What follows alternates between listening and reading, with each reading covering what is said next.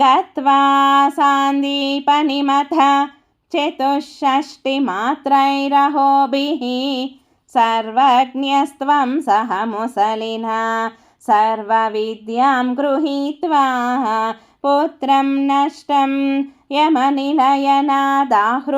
दक्षिणार्थं दत्त्वा तस्मै निजपुरमगाः नादयन् पाञ्चजन्यं स्मृत्वा स्मृत्वा पशुपशुदृशः प्रेमभारप्रणुन्नाः कारुण्येन त्वमपि विवशः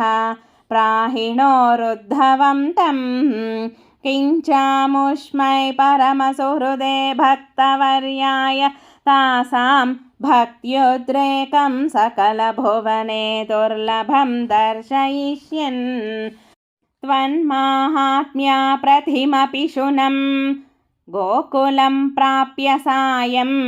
त्वद्वार्ताभिर्बहुसरमयामास नन्दं यशोदां प्रातर्दृष्ट्वा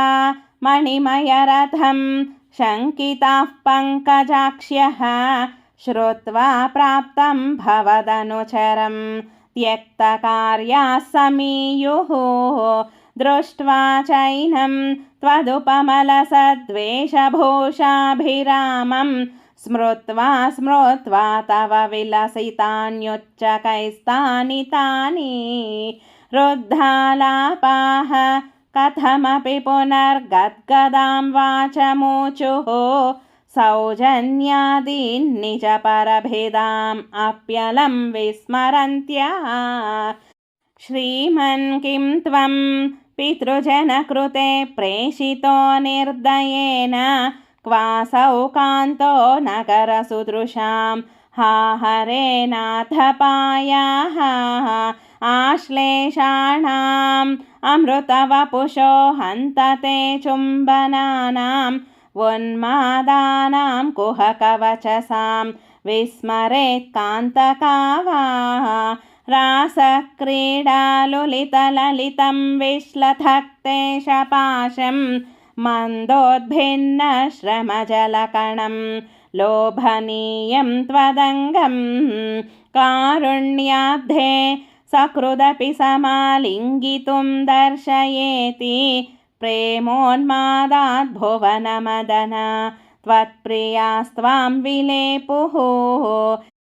एवं प्रायैर्विवशवचनैः आकुला गोपिकास्ताः त्वत्सन्देशैः प्रकृतिमनयत् सोऽथ विज्ञानगर्भैः भूयस्ताभिर्मुदितमतिभिः त्वन्मयीभिर्वधूभिस्तत्तद्वार्ता सरसमनयत्कानि चिद्वासराणि त्वत्प्रोद्गानैः सहितमनिशं सर्वतो गेहकृत्यं त्वद्वार्तैव प्रसरति मितः सैव चोत्स्वापलापाः चेष्टाप्रायस्त्वदनुकृतयः त्वन्मयं सर्वमेवं दृष्ट्वा तत्र व्यमुहदधिकं विस्मयादुद्धवोऽयं राधाया मे प्रियतममिदं मत्प्रियैवं ब्रवीति त्वं किं मौनं कलयसि सखे मानिनी मत्प्रिये वा इत्याद्येव प्रवदति सखी त्वत्प्रियो निर्जने माम् इत्थं वादैररमयदयं त्वत्प्रियामुत्पलाक्षीम् एष्यामिद्रागनुपमगमनं केवलं कार्यभारात् विश्लेषेऽपि स्मरणदृढता सम्भवान् मास्तु खेदः ब्रह्मानन्दे मिलति न चिरात् सङ्गमो वा वियोगः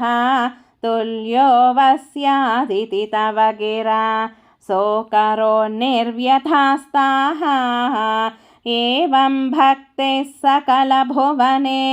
नेक्षिता न श्रुता वा किं शास्त्रौघैः किमिह तपसा गोपिकाभ्यो नमोऽस्तु